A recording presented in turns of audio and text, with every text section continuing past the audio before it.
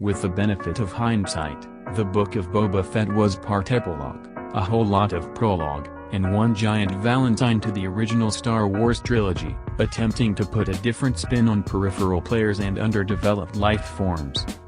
That was a lot, indeed, a bit too much, to juggle, as became clear when the series took an abrupt turn back into what felt more like a third season of The Mandalorian in the midst of its 7-episode run. Boba Fett might have great armor, but as characters go, the series exposed a rather hollow shell.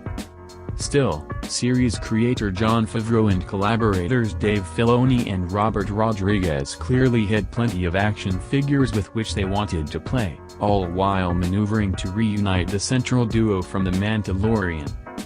The action-packed finale included a protracted showdown between Boba Fett, Temuera Morrison, and his ragtag roster of allies against the criminal Pike Syndicate, which not only had them outnumbered but seemingly outflanked. The ensuing battle, in the season's longest installment, contained numerous last-minute rescues and an old-style Western gunfight, pitting Boba against the bounty hunter Cad Bane, again voiced by Corey Burton, another fan favorite imported from the Star Wars animated universe, which planted fertile seeds for the live-action fare. One recurring theme in Book of Boba Fett sought to showcase residents of Tatooine that played minor roles in the original trilogy in a different light. Here, that included Boba's somewhat tamed rancor monster joining in the final battle, which followed the more sympathetic view of the Tuskens during Boba's time with them in earlier episodes. Despite rousing moments, the series couldn't entirely overcome its awkward structure, which underscored that Boba Fett existed as an offshoot of The Mandalorian.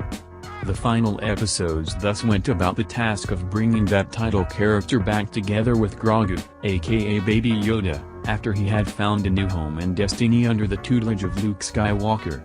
An encore appearance by Mark Hamill, along with Rosario Dawson as Ahsoka Tano, elevated fan service to almost giddy extremes.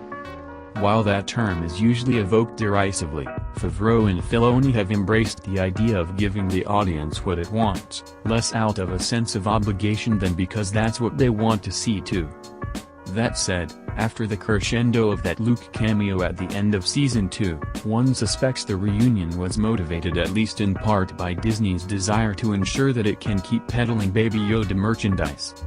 Overall, Book of Boba Fett represented an interesting if not wholly successful experiment, adding pieces to a Star Wars live-action arsenal for Disney Plus that can now look forward to eagerly anticipated series featuring Obi-Wan Kenobi and Ahsoka, characters with more heft than Boba Fett ultimately brought to the party.